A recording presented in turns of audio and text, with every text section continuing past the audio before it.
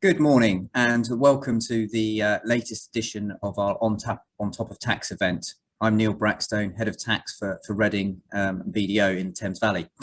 First of all, I'd like to thank you all for joining us today. And for those of you who are joining us for the first time, On Top of Tax is our regular event for finance and tax professionals where we keep you up to date with the hot tax topics. So, right, today,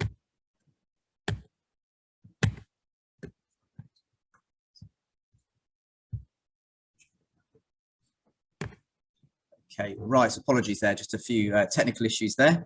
In terms of the agenda today, we've got 4 speakers from our tax team in the Thames Valley.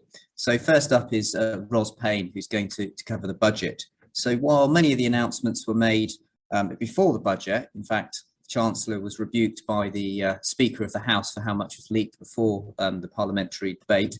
There were a number of announcements made during the budget to go alongside those ones that were made in the March budget this year. Now, Ros is going to talk about those against the economic backdrop. One of the tax increases that was announced in the budget or just before the budget was the new Health and Social Care Levy. And so my colleague, Mark Seaton, is going to talk about this new tax and how it particularly affects certain areas of employment tax. The levy also brings into focus the role of equity in reward packages. And Mark's going to pass over to David Gardner to discuss. Our third speaker is Viren Sharma, whose topic is going to be the patent box. Now, with the increase in corporate tax rates to 25% in 2023, we've started to see a renewed interest in this relief. So Viren's going to recap on the relief and the things that you need to know. Moving on to personal tax, our final topic is inheritance tax and business property relief. And Mike Ward has kindly stepped in at the last minute due to illness. So while the budget didn't involve much on IHT, BPR is a valuable relief that we see coming up regularly. So Mike's going to talk about it and some of the complexities that we see on a day-to-day basis. Now we're going to take questions at the end of the presentation. So if you have any questions, please do put them into the Q&A box, which is at the top of your screen. Today's event is going to also be recorded and will be available to you both on our local hub, and we'll also email you a copy of the presentation in due course. So on that note, I'd like to hand over to our first speaker, Ros Payne, who's going to talk about the budget.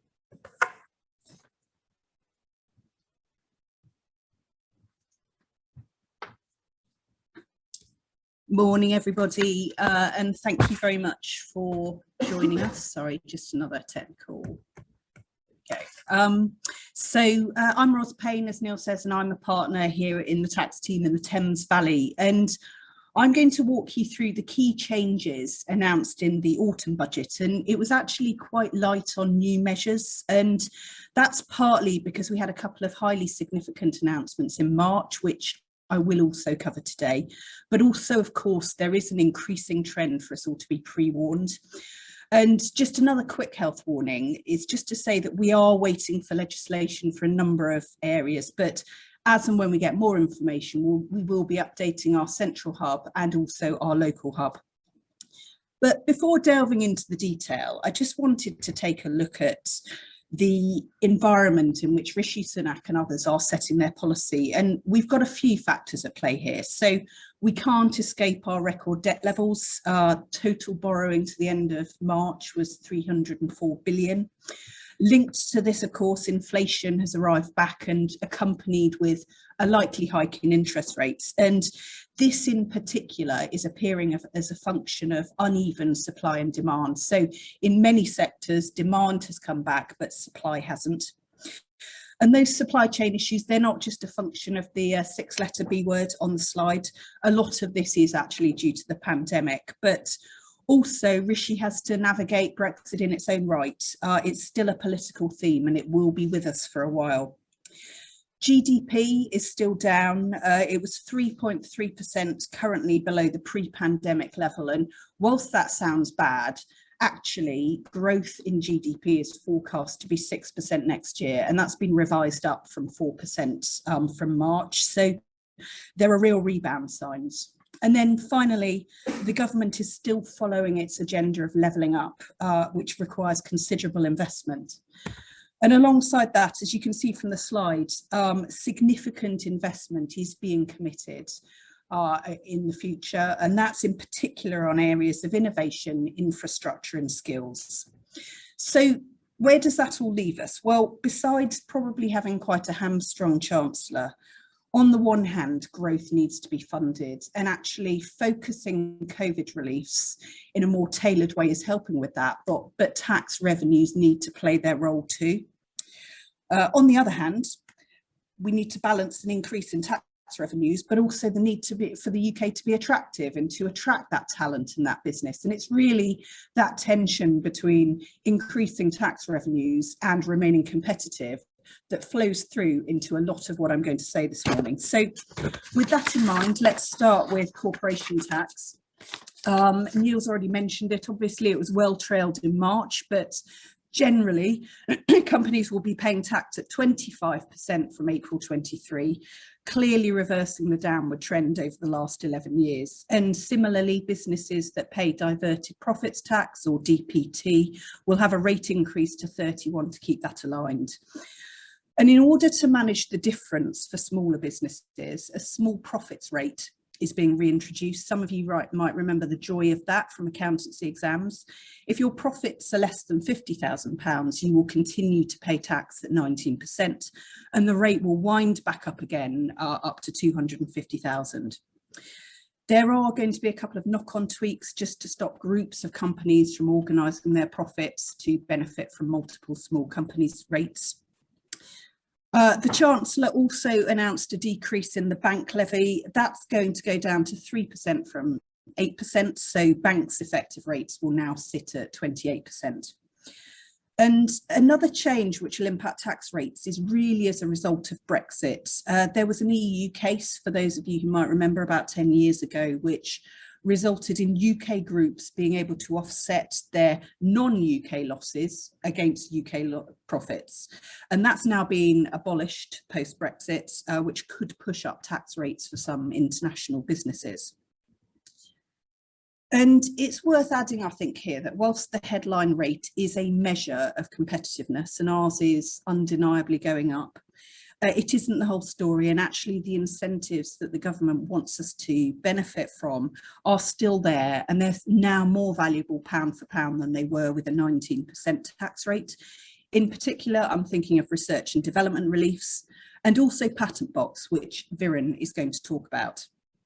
So I'm going to come back to R&D in a minute, but before doing that, I did just want to touch briefly on a couple of things that are going on internationally in the background. And although they weren't actually part of the announcements last month, they are things that we'll be hearing more about over the next couple of years. And the first one is the phasing out of digital services tax by the end of 23. And if you're not familiar with it, it's basically an additional tax that large businesses pay when they operate in sectors involving search engines, social media platforms, online marketplaces, that kind of thing, where there are UK users. It's been agreed with the OECD that that will be replaced with something called Pillar 1. And similarly, that will be a way to allow the UK to assert taxing rights over activities where businesses themselves may not be based in the UK. It's likely that will just be for super big companies though. And then the other change I just wanted to highlight is an agreement to have a global minimum tax rate. And this is going to be a flat 15% tax rate across 136 participating countries. And that's a minimum rate, of course. It's been talked a lot about over a number of years actually now, but it's only just been agreed. So that agreement was reached in October. It's apparently happening in 23, but given the complexity of the tax systems that has to be weaved into, we shall see.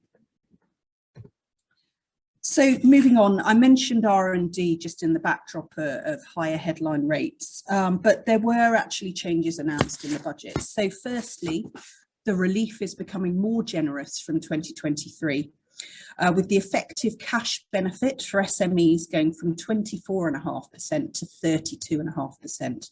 So that will be a welcome change. And the other bit of good news that we and a number of others were actively campaigning for was to broaden and modernise the definition of R&D. So again, from 23, data sources and cloud accounting are going to be included in allowable costs. The detail is yet to be shared, but we are hoping that that will really allow more access to the reliefs. As a flip side, of course, the government wants to incentivise R&D activities, but it also wants to create UK jobs out of that. Therefore, they are intending to focus incentives on UK activities. So we're keeping an eye on that for a number of you. And then to add to that, obviously it's an attractive relief, but as is a common theme, the deal is that taxpayers need to stick to the rules. So the government is intending to set out how it's going to be tackling abuse. So I think the message to all of us is make sure the R&D processes are sufficiently robust and supportable, because it will be looked at in more detail. So moving on to CapEx, and this is interesting because one criticism of the government in the past has been that although we have had and arguably remain having a competitive tax rate, it's undermined potentially by a less competitive and fluctuating relief for capital expenditure. And I think it's fair to say that there isn't a lot of permanence in the system at the moment. Now, we have the super deduction of up to 130% that was announced in March. This has definitely been a boost to many businesses, but of course it was necessary to prevent businesses from deferring their CapEx spend to after March 23 when the rate goes up.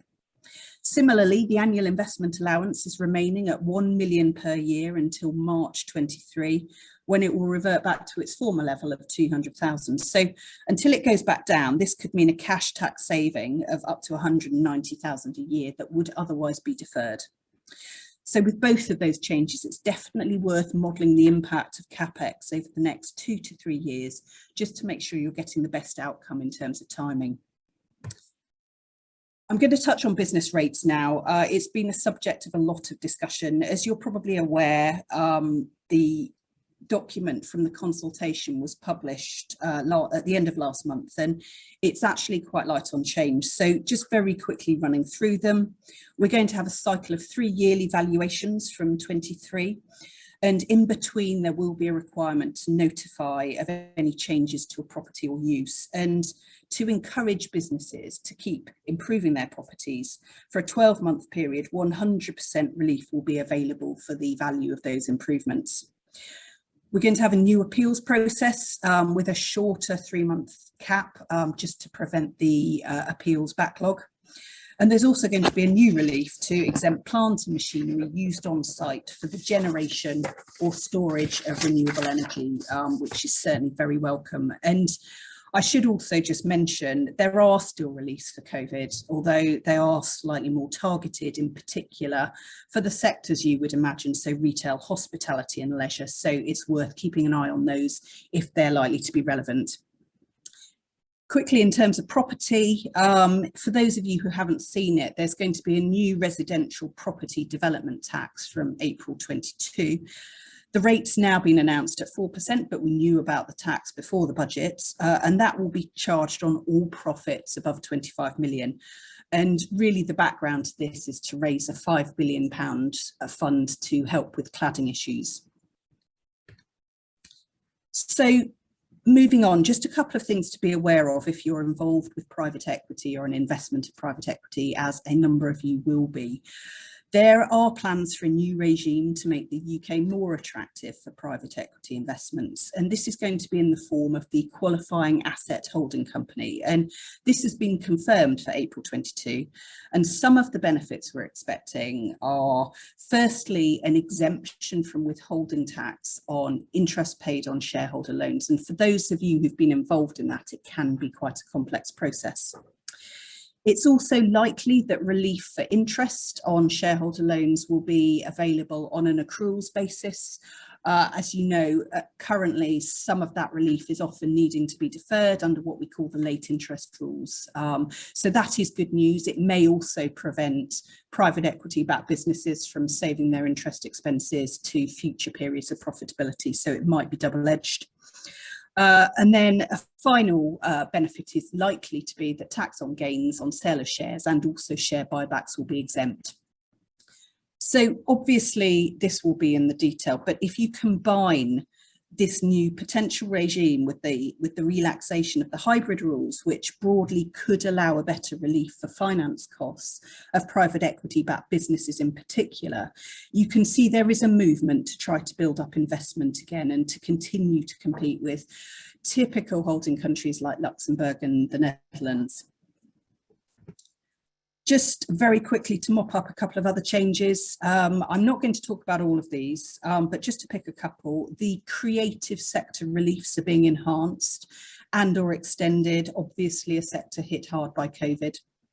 And the other one to note in particular is the pending consultation on the online sales tax. That's really seeking to redress the balance between cost base in businesses that operate from a property versus online. So we will be seeing more about that. So that's corporation tax, a bit of a quick run through. I'm going to turn to employment taxes now. And as with corporation tax, there wasn't a lot that hadn't already been announced. And Mark's making my job very easy today because he's talking about one of the key areas, which is the introduction of the Health and Social Care Levy and the interim increases in national insurance. So I'm just going to talk about a few other pieces that are likely to be relevant. So I'm going to start with furlough. Now, that's the Coronavirus Job Retention Scheme, as its proper name. You can't make claims anymore, but the obligations are still there. And one really important point to flag is that grants received have to be declared on tax returns. And effectively, there are two numbers that you have to put in. So firstly, the amount you claimed, but then also the question of what should you have claimed. Now, in an ideal world, those two numbers will be the same. But given there were around 300 rule changes during what was a very frenetic time for businesses, there is scope for error, which can lead to fines at corporate level, but also for the senior accounting officer if you have one. So the government's really putting weight behind this. It's a very important theme. So our encouragement is to check returns now and make any corrections needed. Waiting for a nudge letter isn't ideal, and it's also worth checking the trail for claims. One very common error, for example, that we're seeing is where people were forwarding emails when they were on furlough. To us, that probably sounds like a very professional thing to do. Sadly, it voids the grant, so definitely want to watch out for. So moving on to another change that we did see at the budget, albeit we knew what it was going to be beforehand, and we have the national minimum wage. We've got on the slide the monetary increases for each age group, but also percentage terms. And it's likely that the average increase will be well over 6% for most businesses that do employ lower paid workers. So all of this really builds a picture of higher employment costs. If you combine the effect of the national insurance changes, minimum wage, loss of furlough with wider economic factors, including worker shortage and job competition, you quite quickly get to a point where businesses have more costs and challenges. So what can you think about? Well, of course, you can pay more and pass on the cost, but that may not be a commercially viable option for you. So what else could you do? Well, a lot of businesses are actually looking at their benefit structure and ensuring that what they're giving their employees is what they really value. So, for example, they might prefer a gym subscription to vouchers. So with a tweak to the package, actually, that can become more valuable to an employee without additional costs.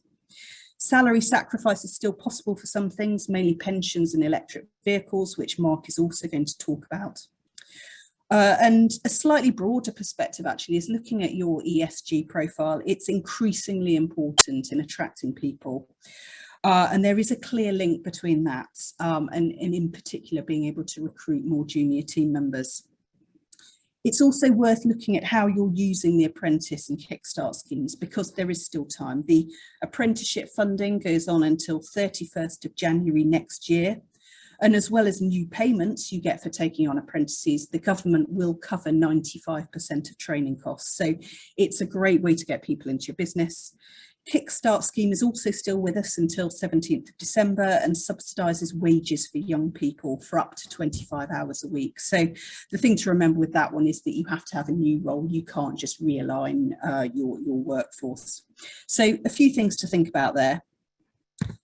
Next up, I've got that, and I'm not going to say very much at all about this, as all of the changes were quite niche, but obviously the big news is illustrated with my picture, and that's a simplification of alcohol duties based on strength rather than type of product, which was a valid and very welcome change.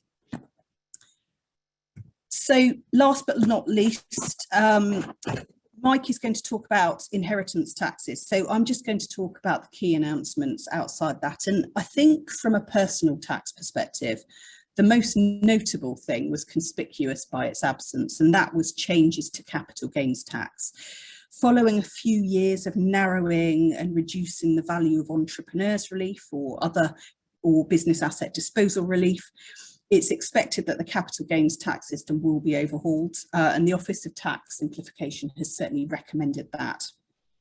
This could be done in a number of ways, maybe refocusing reliefs so that they're targeted at the people the government wants to benefit from them, all the way through to aligning capital gains tax and income tax rates. We don't know what it will be yet, but it will come. In terms of rates, I've got those up on the slide. The key things are allowances have been frozen, which does mean an overall tax burden increases. And also the rate of tax paid on dividends, you can see, has increased. This is just to bring it into line with the national insurance contribution increases, so an additional 1.25% there. Very little has changed for investments and pensions. I think the key for investments really is we still have some great incentives to help small businesses attract investors, and crowdfunding organisations have really paved the way to make investment more accessible for them. For pensions, the lifetime limit's been frozen, and that will be for the rest of this Parliament. And of course, the normal pension age is going up to 57 from 55, which will impact a number of us. Finally, they aren't on the slide, but the income tax basis period for sole traders is being aligned with the tax year from April 24, the year before that being a transition year. And the idea behind that, again, is to reduce complexity and administrative burden, but it could have a cash flow impact. So if that's likely to impact you, again, it's worth modelling that out. Before I hand over to Mark, I did just want to take you back to one of the points that I made at the start, which is that the government does need extra tax take in the current environment. I've also talked about some of the ways it's incentivising businesses and individuals to keep the UK as competitive as it can be.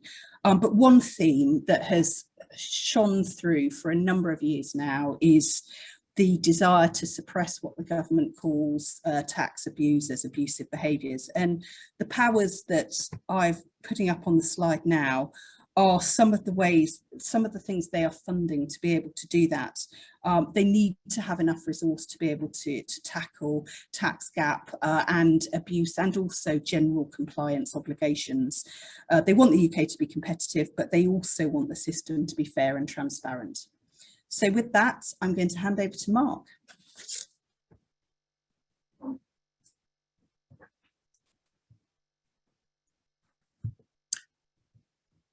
Thank you very much, Ross. As mentioned, I'm going to be speaking about the Health and Social Care Levy, a measure that was announced before the budget, but comes in from April next year. What I'm going to be talking about is what it actually is, how much it's going to be, what it's going to cost people, and what is it actually calculated on.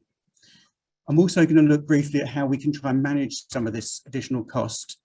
And David will go on to talk about equity-based reward and how that can be used as well. So let's start off then with some of the background to the levy. The Health and Social Care Levy, and I'm going to talk about this both with respect to the actual levy when it comes in about a year and a half, but also with the rise in national insurance. So when I'm talking about the levy, please read into that the increase in national insurance as well. But the levy is coming in, it's a tax that is going to be paid by employees. It's also going to be paid by the self-employed and those in receipt of dividends. The reference to tax is quite important because as a tax, it will be part of the senior accounting officer regime. National insurance isn't part of that, but the levy is deemed to be a tax and therefore will form part of the SAO.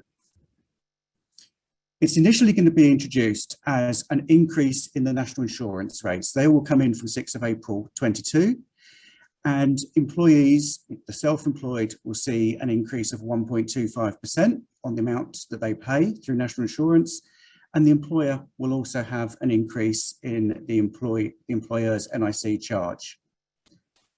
One thing that's not always spotted is that once we get the levy come in the following year, there will be a charge for those people over state pension age. So at the moment, employees, when they're paying national insurance and they reach state pension age, they stop paying national insurance.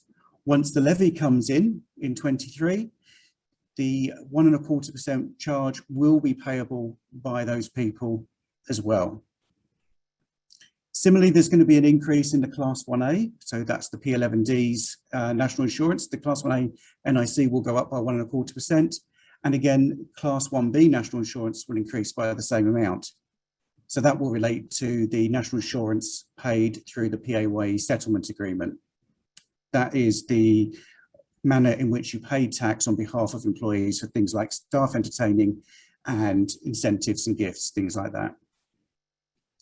So the national insurance rate is going to go up in April. It will then drop back down in April 23. No time to celebrate that reduction in charge, because all that will happen at that point is there will be a replacement with the actual levy. The levy will be shown on pay slips so that employees will be able to see it. And obviously, whilst it's a national insurance increase, it will be calculated in exactly the same way as national insurance on earnings that are liable to Class 1 national insurance. But the levy, once that is introduced in April 23, will be charged in the same way, subject to anything that happens over the next year, as national insurance is calculated. So we can expect to see it on things like earnings that are cash, we can expect to see it on vouchers, and we can expect to see it on any equity that is currently liable to Class 1 national insurance.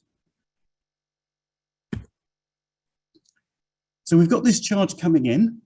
And it is going to be an increase in costs for employees and for employers. Employees' take-home pay will reduce, employers' costs will increase. So what can we do around managing those costs? The first obvious way that is talked about quite often is the use of salary sacrifice. This is something that has been around for an awful long time. Under salary sacrifice arrangements, you give up some of your cash, and you get a benefit in its place. Now, the cash that you've given up, that sacrifice happens before you account for tax and before you account for national insurance. Depending on the nature of the benefit you're getting in its place, there may be a tax break and or a national insurance advantage. Now, where you have a national insurance advantage, you should also get an advantage with regard to the levy, so it will reduce your levy costs as well. I've put on the screen some of the current popular ones. Pension sacrifice has been around for many, many years. There isn't a tax saving on that, but there is a national insurance saving. Employees should be getting tax relief for their pension contributions anyway, but they do pay national insurance on their employee contributions. So by bringing in a salary sacrifice and replacing your employee contribution with an employer contribution, you will save national insurance and the levy. I think this could be particularly interesting for the higher rate taxpayers who currently enjoy only, if you like, a 2% saving on those through national insurance. You're going to get slightly more than half of that again, because the employee charge for the higher earners will go up from 2 to 3.25% when you look at the NIC and the levy combined.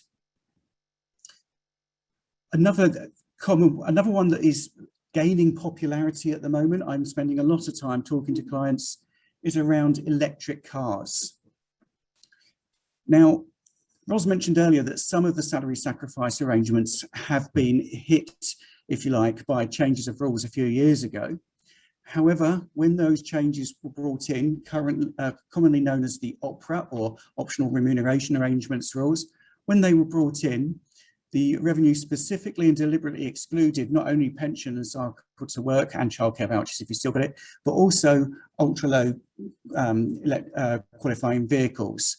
So if you've got a pure electric car, the salary sacrifice arrangement is still very popular and can save a significant amount of money. If you think that a lease on a car may be, say, £400 per month, if you give up salary of £400, you're going to save a significant amount. You're also going to save national insurance and against the levy. I've put medical on there because there's not really much in the way of tax savings to be said there, but there are employee savings on the national insurance. And I would say as well, often that there are beneficial rates for the actual premiums themselves. So a number of ideas that you can look at through salary sacrifice to realise savings. I did mention electric vehicles just now, but just to provide an example, there's one up on the screen there now. If you sacrifice, in this case, £450 a month for a vehicle with list price, you can see that the employee is going to save over £2,000 a year. They're giving up £5,400 in salary, and they're getting tax and national insurance back on that effectively. So it's only really costing them £3,300. You're definitely hearing from the converted here, because I drive one myself and I enjoy the savings immensely. I also enjoy the fact that I save significantly on my mileage costs. The business is also going to save, in this example, around about £750 a year. So again, for the business, some significant, substantial savings. The second thing I wanted to talk about on managing costs is around payroll versus PSA, PAYE settlement agreement. Now, I still see a number of times when the employer will provide an award such as a gift voucher or something like that to an employee as an incentive, and they will gross that up and put it through the payroll. That's never been the most efficient way of doing it. It's always been more efficient to put it through the PSA. But with the introduction of the levy, that difference increases significantly. If you look at a gross award of practically £1,500 to give the employee £1,000, add in the NIC and the levy, that's going to cost you £1,731 just to give the employee £1,000 worth of benefit. By putting it through the PSA, the cost of the employer comes down to £1,438, a significant saving, I would say, of £293 or 29% of the underlying cost. So if you are still putting awards through the payroll, I would suggest now is a good time to review that. At that point, I'm going to hand over to David to talk about equity-based reward and how that can influence things.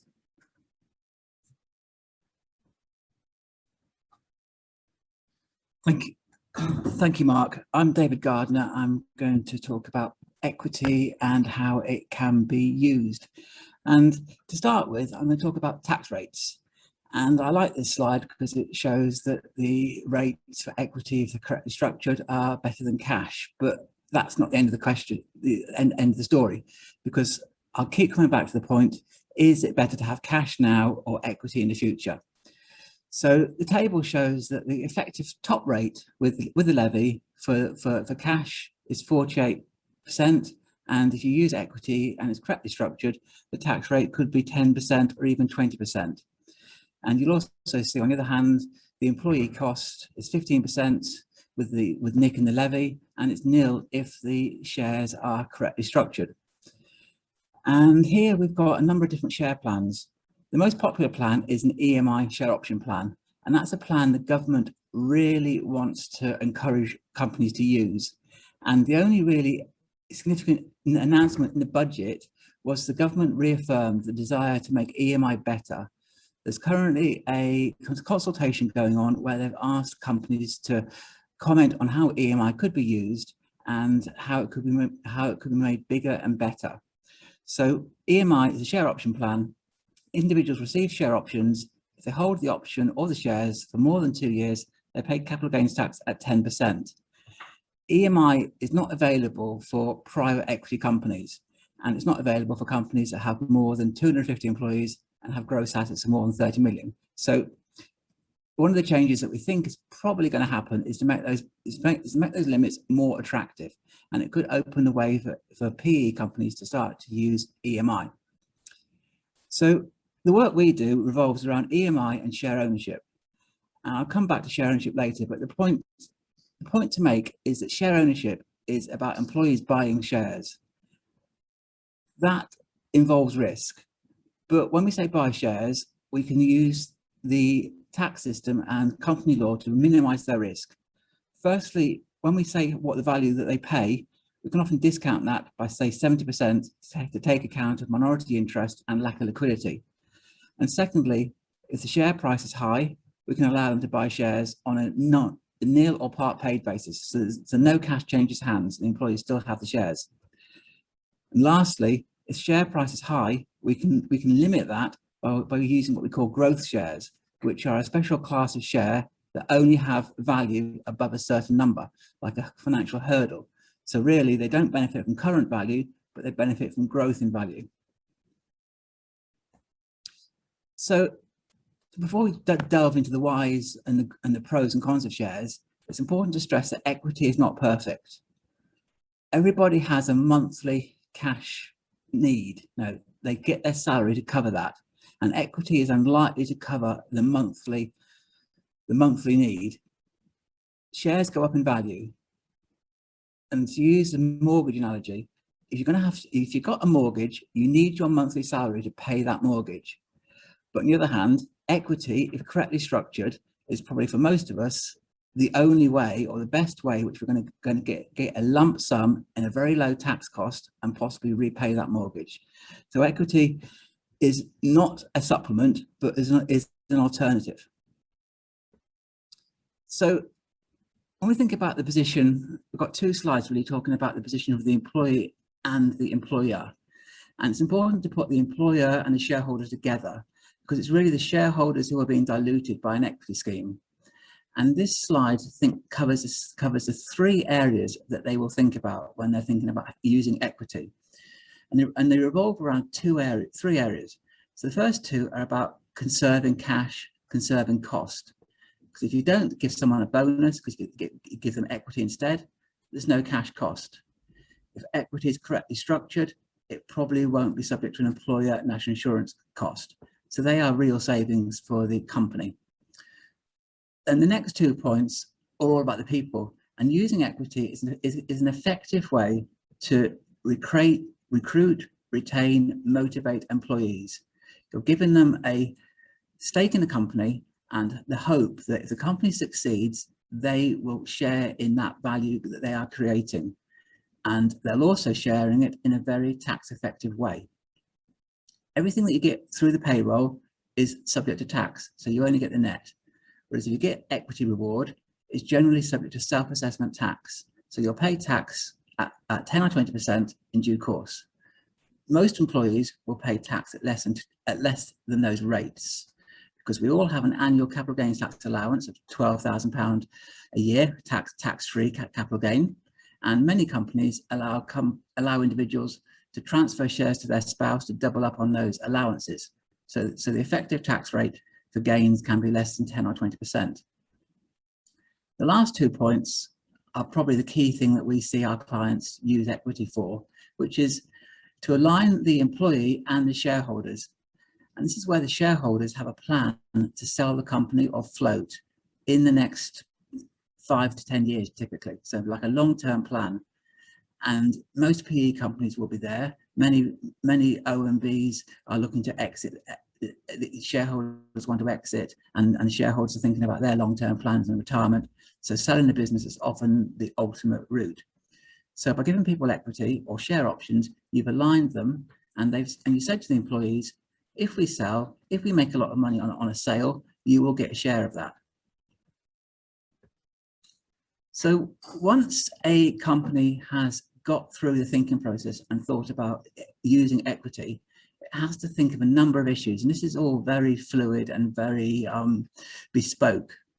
There's lots of things to think about. Now, do you give equity to everybody, or just to your very senior group? Do you use it instead of a pay rise, or do you replace a bonus scheme with equity? And this is all about bird in the hand versus two in the bush. Now, I always want some cash now, but if I get cash, I lose half of it to payroll. Whereas if I can get a long-term equity plan and I can see a roadmap, that's crucial. I can see a roadmap to those shares being valuable. I might think that's a good idea, and that is really working to incentivize me. Pricing is key. I've probably seen more share schemes being destroyed by being overpriced and underpriced. And it's important to get the price as low as possible to maximize the incentive. And when we talk about valuing shares in private companies, it is possible. There's lots of ways to do it. You can look at comparables, you can look at the earnings. And when you give out employee shares, generally speaking, you're giving people small minority holdings, and you can discount the value of those shares by a lot, typically 70%. So the price you can set and the price you ask people to pay can be considerably less than the price that the shares would be worth on a transaction. And if you do this just before a transaction is about to happen, that often happens, then it's much harder, but it's still possible to discount. And then there's a point about, do you give people real shares or do you give them a share option?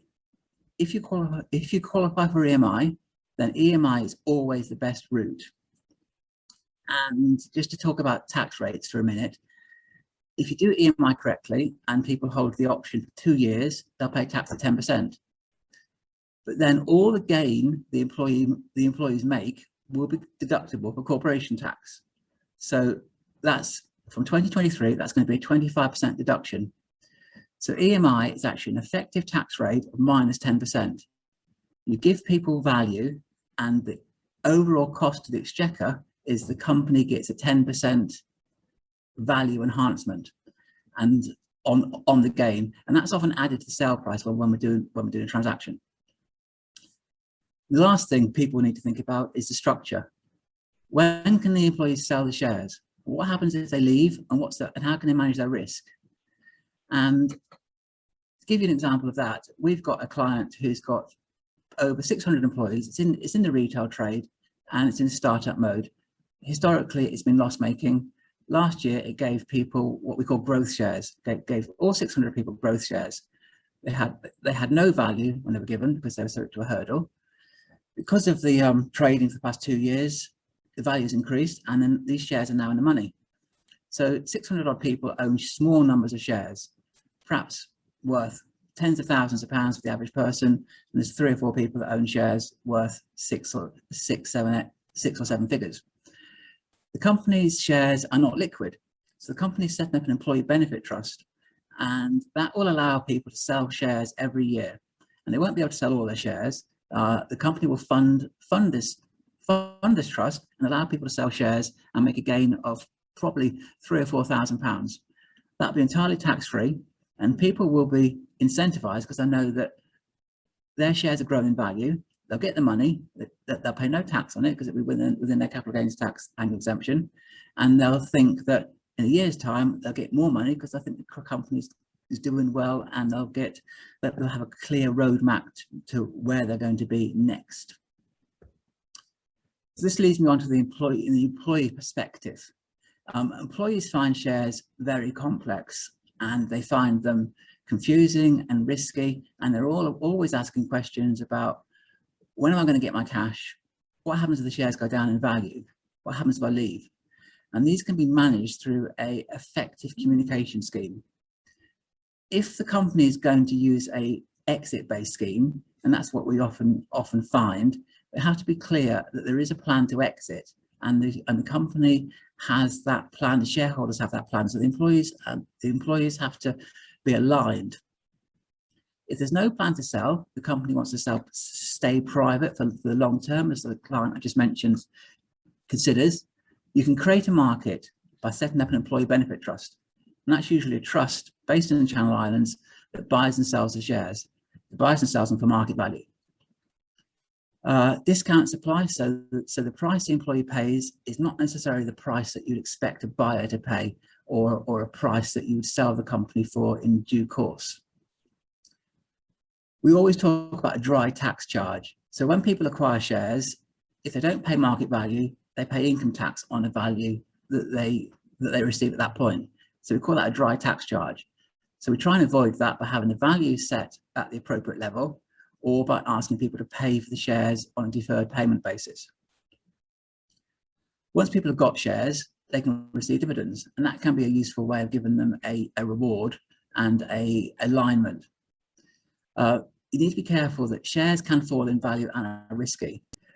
But if you've got the value low, the upfront cost is very small, and we always use options if we can.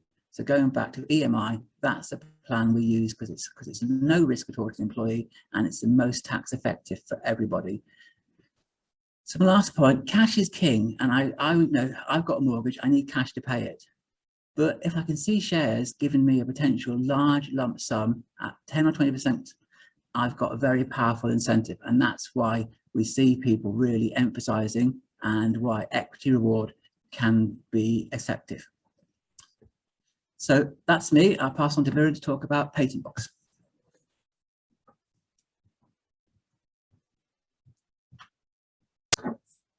Thank you, David. Yes, my name is Viren. Now I should be talking about the patent box. So the patent box has been around since 2013, and what it seeks to do, it seeks to tax at an effective rate of 10% profits arising from the exploitation of patents. As I say, it was first introduced in 2013, and there have been approximately 8,000 claims made since then. And projected claims in the period in the year to June 2020 are estimated at around 1,300. So there's a lag between the data and when returns are submitted. So these are pretty unimpressive statistics. I think it's safe to say that the uptake in terms of the patent box has been relatively slow. Having said that, what we're seeing at the moment is an increased interest in the patent box, particularly since the 25% tax rate was introduced. So businesses are seeing this 10%, potential 10% option available to them versus the 25%, which will come in, might be coming in a few years' time. So looking to get themselves patent box ready, looking at it, revisiting the patent box if they looked at it in the past and seeing whether it's something that works for them as a business. Which is why we thought it'd be a useful item to have in today's presentation. So what I'll be doing is I'll be going through at a high level how the patent box works. Then we're looking at some opportunities and planning opportunities, some key considerations to consider up front to make sure that your patent box is ready for the future. So in terms of eligibility, you need to have at least one patent, but not less or an exclusive license to exploit a patent. But not just any old patent, the patent has to be issued by the UK Patent Office or the European Patent Office. There's certain other EEA patent offices that qualify as well, but not all of them. So, for example, if you have an exclusive license to exploit a German patent, that's fine. We can include that income, those profits in the patent box. However, if it's a patent that's been issued by the French, Spanish, or Italian patent offices, then those don't qualify. And the reason for that is different patent offices have different thresholds as for what qualifies as a patent. Also, if you have a patent that's issued from outside the EEA, so you may have an exclusive license to exploit, say, Japanese patent or a US patent. They're the two most common examples that we see. And unfortunately, income and profits from that exploitation cannot be included in the patent box. There's also a development condition. So the company that holds the patent needs to have had some involvement in its development, so involved in its R&D. The patent box does also allow us to include profits from patent pending items. And the way that works is we maintain a side calculation monitoring the profits during the patent pending period. Then when the patent is granted, we include those profits in the patent box and make adjustments for any previous taxation that may have arisen during the patent pending period. So ultimately, patent pending items, once granted, will be taxed at 10% effectively. It's an elective regime, so it's not automatic. An important point to note here is that the time of the election, because that can be consequential. So in terms of the election, as I say, the timing is important. So the way the patent box works, and I'll be going through the mechanics of it in more detail shortly, but broadly the way it works is you have a box, you ring fence your patent income and expenditure, and that's separate from all your other income expenditure in relation to non-patented items, which remain outside the box, and those items are subject to tax at the standard rates of corporation tax of 19 or 25. So So you have income expenditure ring fence in a box, and what that can mean is that you can have a patent box profit, but it can also have a patent box loss. And one of the issues with a patent box loss is that it's restricted in how you can use that loss. So we can't use that. We can only use that loss against future patent box profits. So if you have any income outside of the box, you can't use that loss against that other income, and you can't group leave it to other group companies either. So if you think about what that means, if you have a sustained period of patent box losses, you're effectively saving those losses to offset tax in the future at 10%, when you might be able to use it now against income and saving tax at 25 or 19%. So it can be a suboptimal outcome if not carefully thought through. Also, you can't just chop and change when you join and leave the regime. So if you elect into the regime and then decide to leave, you cannot re-enter for another 5 years. So the timing of the election is important. We usually undertake some modelling exercise to see when's the right time to enter. So in terms of the calculation itself, it's a fairly convoluted calculation. There are many steps. I've distilled it into four key stages. And the idea of the calculation is to arrive at a pure patent profit. So we start off by identifying what the qualifying IP income is. That can include sales of items, that include sales of products that include the patent. It can include patent infringement income. It can include license fee income. It can also include income arising from the sale of spare parts that relate to the patented product. So battery packs or cartridges, anything like that. That also goes into the patent box. We have to identify these income streams per patent. We can group them in some situations, for example, where you have a product with multiple patents in it. We can look at a grouping of patents. But the idea is we map the income to each patent. And then we deduct from each of those patent streams, what we call substreams, costs associated in generating that income. So that's step one. Step two requires us to remove a routine, what we call a routine return or a routine profit. So the idea of the patent box, as I say, is to arrive at a pure patent profit. So HMRC have this arbitrary 10% calculation on certain expenditure items, so personnel costs, premises costs, and we remove that profit from the patent box. The idea being that HMRC see those profits as arising anyway, regardless of whether you had the patent or not. So it's that routine, and it's an arbitrary 10%, as I say. So that's removed from the patent box, and that gives us what we call a qualifying residual profit.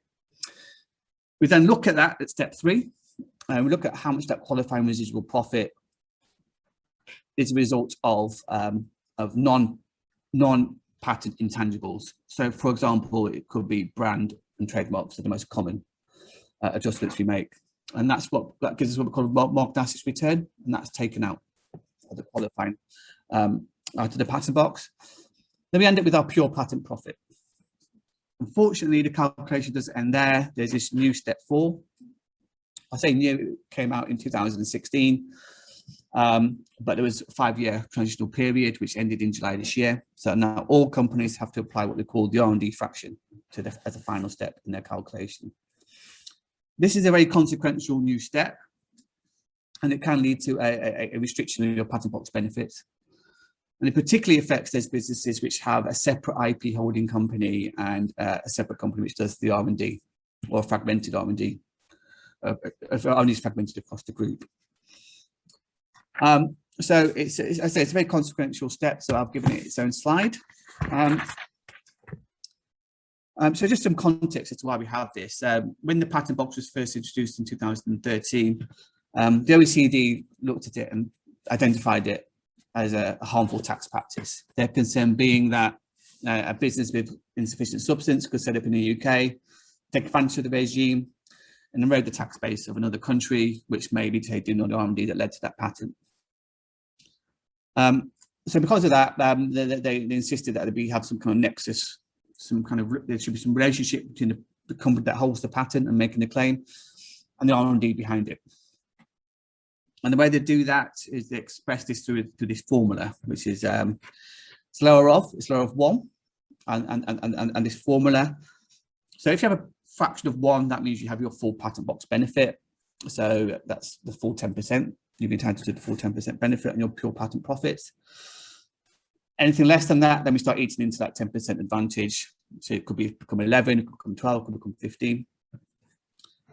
And as I say, what the fraction looks to do, it can penalise those companies that have a separate outsourced R&D function to another group company. The formula includes on its numerator direct R&D expenditure, so direct staff costs.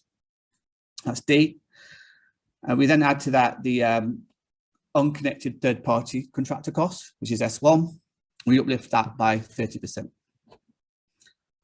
On the denominator, we again have the direct R&D staff costs, unconnected third-party contractor costs, but we also have in there connected party contractor costs, S2. So if you've outsourced your R&D to another group company, that will be could be an S2 in this calculation, and that could restrict your R&D your patent box benefit. We also include any acquisition of patents and patent acquisition costs as well in the denominator. So just to zoom out a bit and see to explain what this means. If you do outsource your R&D function to another group company and it's separate from where the patent is held, and that's more than 30%, so about 30% uplift on the numerator, then you could be seeing a restriction of your patent box benefits. And one point to note here, though, is that in a group situation, in a group interaction, something which may look like a subcontracting relationship might not be. So we have this concept of what we call externally provided workers. So if you use another group company to augment your headcount in the company that's doing R&D and also holds the patent, that would actually be a D. That would be actually a qualifying staff cost rather than a subcontractor cost, S2. So maybe worth looking at your contract relationships if and just see whether there are actually subcontract relationships which are impacted by this fraction. So that's how the patent box works. It's complicated. I've abstracted a lot. There's a lot of nuance, but a lot of this it takes place usually in the first year when you're getting ready for the patent box, and then after that the patent box looks after itself. So usually just some upfront pain, but then it looks after itself once established. So what we'll look at now is what you need to be thinking about to be patent box ready. So the first thing to do is to review your patent portfolio. Firstly, do you have patents? As I mentioned at the start, you need patents to be in the regime. So it's maybe worth looking at your products, looking at your processes. Is anything there that's patentable? We have good connections with various patent attorneys, and they're brilliant at what they find in the business, and they may surprise you. So if you have a patent, we can start to think about the patent box. If you already do have patents, are they qualifying patents? Are they issued by the right patent office? EPO or UK Patent Office or certain EA ones. If not, then you may want to look at registering them or having them granted by a qualifying patent office. Similarly, if you have an exclusive license, is it the right type of license? Does it have the right element, right amount of exclusivity to qualify for the regime? If not, they may want to relook at some kind of new renegotiation. Also, don't ignore software. One of the challenges we always used to see in the early days of patent box were software businesses, a lot of them in the Thames Valley. The patent box, you can't patent software, so that's one of the reasons for their concerns, but it's possible to maybe patent the process behind the software development. That's something that could be looked at. Also, if the software is part of a larger system, then that is patentable. Then again, we can look at maybe that software development as part of our patent box calculation. Next thing to do is to review the operating model. Do you have the right operating model in place? I mentioned a few things, for example, around contracting, separation of IP, holding company and R&D companies. Do you have the right R&D supply chain? So although that R&D fraction can penalise companies that do have a separation, there are things we can do that minimise that and still allow for that separation to be in place. And a lot of businesses do prefer to keep their IP separate from their operating business. just for protection purposes mainly, commercial reasons. So we can still do that, but we need to have to make sure we have the right transaction flows and the right operating model, which could involve maybe some kind of intergroup license, something like that. If that doesn't work, we can look at things that are more dramatic, maybe some kind of restructuring, maybe merging the R&D and IP functions, if that's something that appeals. So looking at our operating model, make sure they've got the right transaction flows is an important thing to be thinking about upfront at an early stage. And any tweaks we can make at an early stage, the earlier the better. The R&D fraction I mentioned before, that's cumulative, so it builds up over time. So anything we do, the earlier we address any issues, the more benefit we would like to have access to. So it's worth considering some modelling. I mentioned it before in terms of the time of the election. Also in terms of your streaming of your patent income. Are you allocating the right costs against the right patent streams to maximise the benefit?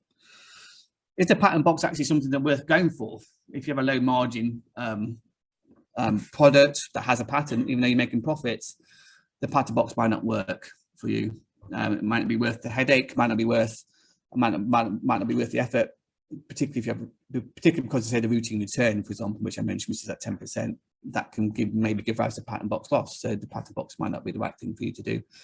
So modelling up front, understanding how the patent box impacts the business is something that's also recommended.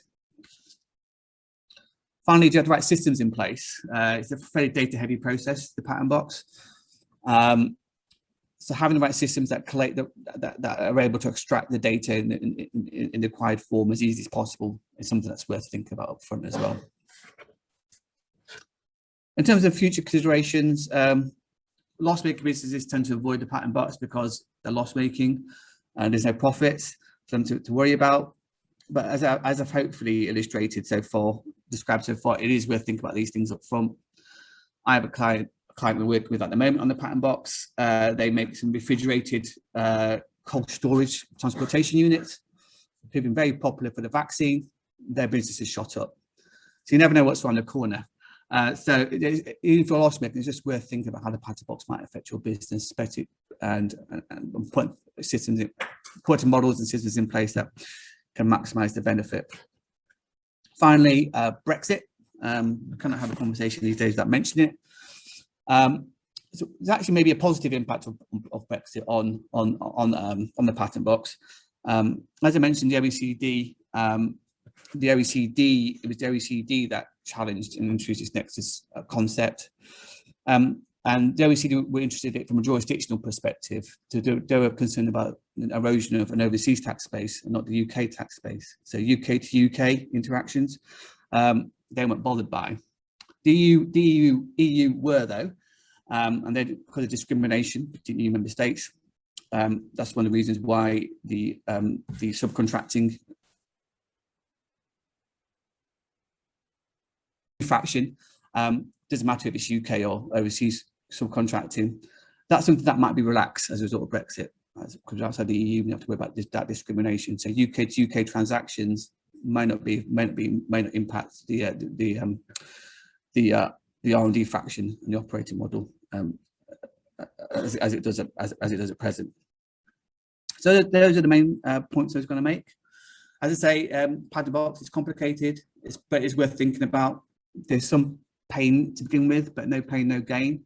That 15% tax differential is certainly certainly attractive and worth fighting for. So yeah, happy to answer questions when we have our forum at the end. So I'm going to pass on to Mike Ward.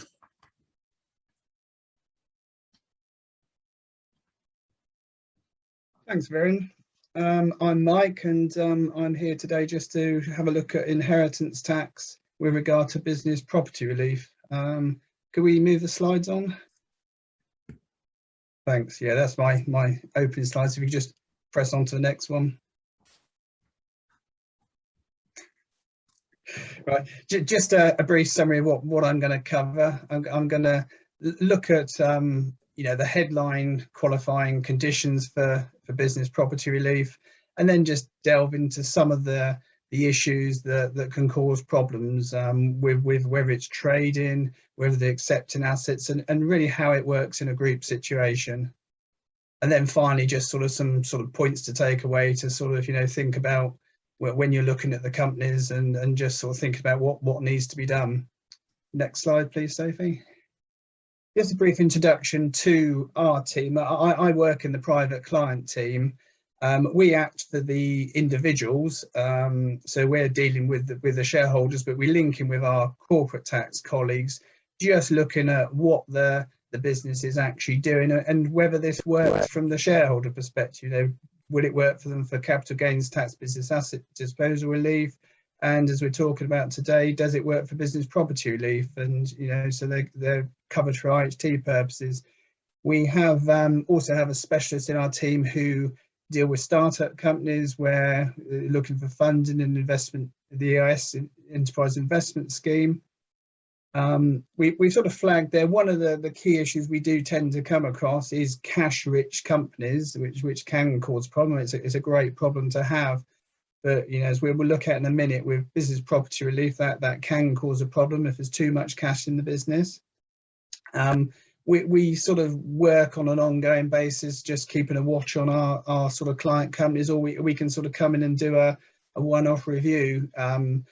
Where there might be an event that's coming up that might want to take advantage of one of the tax reliefs, either a company sale or, where we're looking to do some next generation succession planning. Next slide, please. So just looking at the headline qualifying conditions to get business property relief. Firstly, you've got to hold the asset for 2 years. That's usually pretty black and white. There are sort of succession and replacement rules if you haven't held it for the 2 years, but generally, 2 years you're in. So that's usually a nice, easy one to sort of deal with. We then come to look at what the business is doing. There's a requirement that it's wholly or mainly trading or wholly or mainly a trading group. And I'll look at that in a bit more detail in a moment, because that's a sort of key one we have to pass. So having passed those two, we then should get our business property relief, but we then have to sort of look as to whether any restrictions. So are there subsidiaries that might cause a problem and sort of restrict some of that relief? Are there accepting assets? Again, we're sort of mentioning cash, and intragroup loans can be problematic as well. And, we say, well, why are we checking? It's a valuable relief to the shareholder. I mean, if they were to die holding qualifying shares, that's going to save IHT at 40% on death. It's useful in lifetime planning, where it can save tax at 20%, and also within trusts, where you can sort of have a situation where you've got family trusts holding shares, and there can be IHT charges within the family trust. I mean, every 10 years they have what we call a 10-year charge, and obviously, if you're holding family shares, you want that to qualify for business property relief, because otherwise you've potentially got an inheritance tax charge and then have to sort of raise some cash to pay that inheritance tax. So that's why it's important. We are understanding whether these shares are qualifying. Next slide, please. So just going on to this concept of really what is a trading company, and strangely legislation doesn't actually sort of talk in terms of trading companies. It talks in terms of businesses, and then sort of says they do qualify for relief unless they're wholly or mainly dealing in shares and securities, stroke land or buildings, or mainly are holding investments. Now, the first condition there we very rarely see, because generally, if a company's dealing in shares and securities, it knows it is, and nobody's expecting it to get business property relief. And again, land and buildings, I mean, this is not, like a property development business, which would qualify as a trade. This is, again, a company that's just buying and selling land and buildings, which, again, you very rarely see. So that the main issue we have is this concept of making a holding investments, which is actually not as straightforward as it seems. I mean, it tends to be where there's land and buildings involved, where you might have sort of like a rental, that there could be a spare building that's being rented. Large cash balance can be seen as holding investments. It's something you have to look at. And the test is wholly or mainly.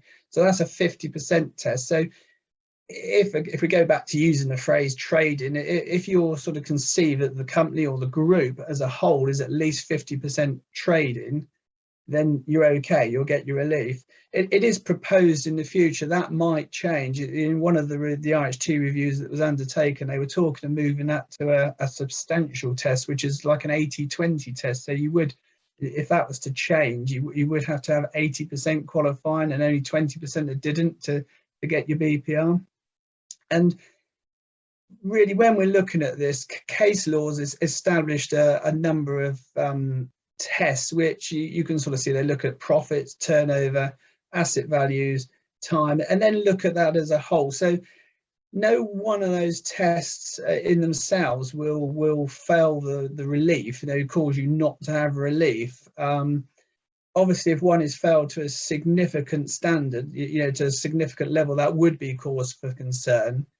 But they do look at the overall context. So it is sort of balancing up all these issues and sort of thinking of as a whole to sort of see, well, where do you sort of lie? And it can be subjective. It might not be a black and white answer, but it's sort of the tests we need to go through to sort of think about whether there's a problem here.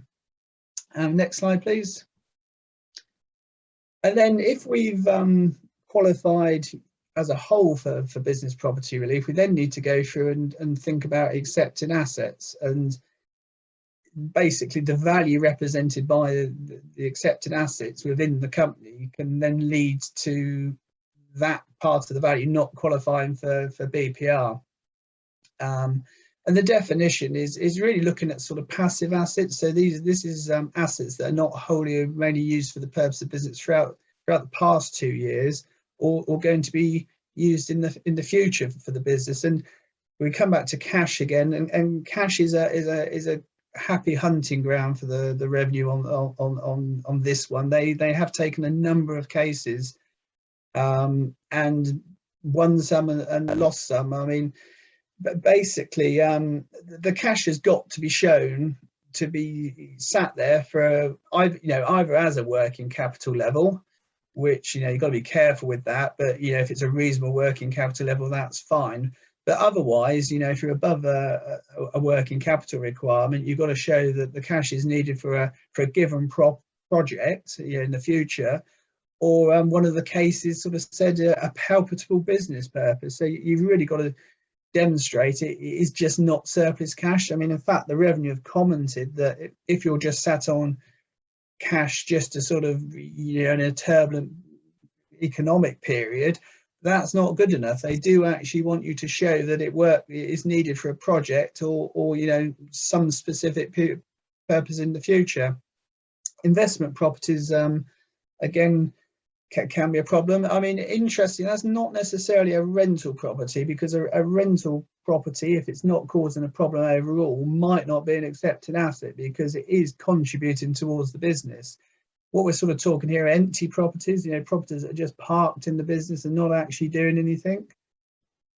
And intra-group loans in a group situation, I'll look at loans in a second on a separate slide, but loans do need careful consideration within a group as to whether they themselves might be an accepted asset.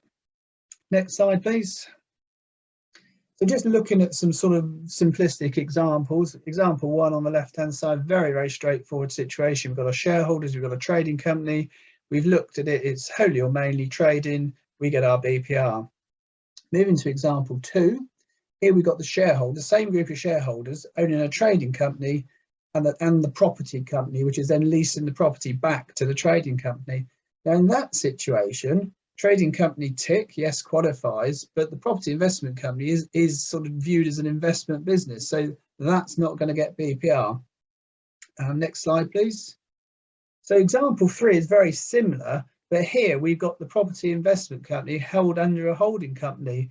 And strange, in those circumstances, that will qualify. There is a specific piece in the legislation that recognises that a group structure will often have a propco. You might just have a specific box in there holding the properties, and that's allowed. That will work.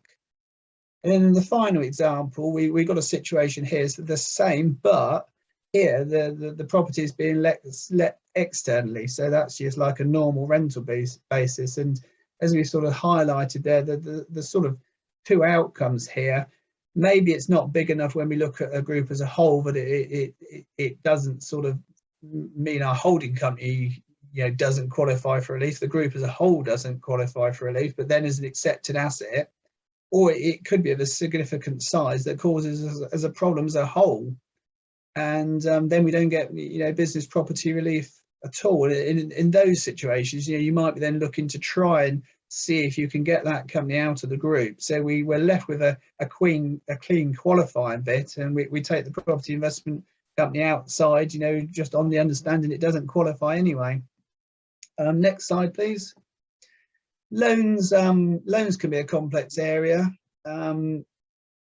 At the top level, where a shareholder loans down to their company, that doesn't qualify for BPR. So that's sometimes missed by people, you know, particularly in the family company setup, where they're sat there owning the company and they think they qualify in full, but they actually miss that they've loaned money down to the company, and whilst the shareholding might qualify, the loan itself doesn't. Then intragroup loans has always been a bit of a contentious issue, and you can see that had to be addressed with the revenue back in 2011, which is interesting, considering this legislation came in 1986. It took a few years to really bottom this one out. But what the revenue is saying is they sort of look at where the money's going within the group, actually, you know, what's it used to finance, and if it's financing a part of the group that's qualifying, then the loan should be okay. So in conclusion, with the looking at loans, holdco to trading subsidiary should be okay. You've got loans to investment subsidiaries. You have to carefully look at that, because that does need sort of further consideration. Next slide, please. Just sort of putting a diagram on some of those examples. I mean, if we just, there's a number of loans sort of going around the group there. Loan 1, shareholder to company, not going to qualify. Loan 2, holdco to the trading company, that should be okay.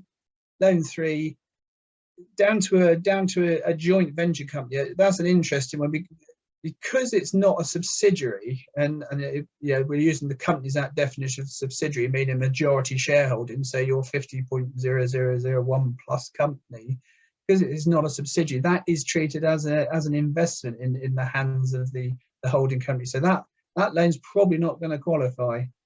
Loan 4, as we said, we've got an investment company which we know doesn't qualify, so that loan probably wouldn't qualify. And looking at loan 5, you know, loan 5 is going across from the investment company to the trading company. So we've already said that the investment company itself doesn't qualify, so it's not unsurprising that loan, you know, doesn't attract relief either. The interesting thing, I suppose, is you have sort of reduced the value of the trading company with the debt due back to the investment company. So that's something to look at, because obviously the trading bit should qualify. So that's something that, you know, if it's possible to restructure that, you might want to look at. Next slide, please. So just to sort of sum up, it's a valuable relief for the shareholders, and it can be key when we're doing lifetime planning, particularly if you want to, say, perhaps create a trust. If you want to put assets into a trust, I mean, these days that's likely to be an IHT event, and then you would need business property relief to make sure it's not, you know, not taxable at that point. It is easy to assume that you've got a trading company or a trading group, but it does need to be carefully looked at, because there are some subjective points in there which do need to be thought through. So the action points, you know, have a look, make sure you review the company and group just to sort of check there's nothing in there that needs thinking about. Is it all okay? Where you've got you know, perhaps where there are assets that might be causing a problem, you know, can they be moved around the group or outside the group, or, you know, can we do some restructuring to help the position? Particularly think and watch your cash levels. Can you demonstrate that those cash levels are not, you know, are there for a palatable business purpose? Again, if you've got passive assets just sat there not being used, they're, you know, certainly probably going to be an accepted asset, and, you know, again, could cause a problem as the the relief as a whole. And if you've had reliefs in the past, had reviews in the past, just make sure that you sort of keep a watch on it on a regular basis, that the assumptions that were made in a past review, have they changed? Do you need to relook at that? And just as a final point, there is a non-statutory clearance procedure with HMRC, so you can go for a clearance. I mean, you do need to show there's a material uncertainty, and HMRC sometimes will address a non-statutory clearance, but they can be known to come back and say that there is no material uncertainty under law, and don't give an opinion. I mean, generally, the approaches I've seen in the past, if there's an uncertainty around business property relief, you might do sort of like a small gift or something that might trigger business property relief, and then you claim, then you put in your IHT return and show that business property relief applies, and sort of see whether the revenue are going to challenge it, because that can give some certainty then if you want to do bigger transactions, or just understanding the position for the future.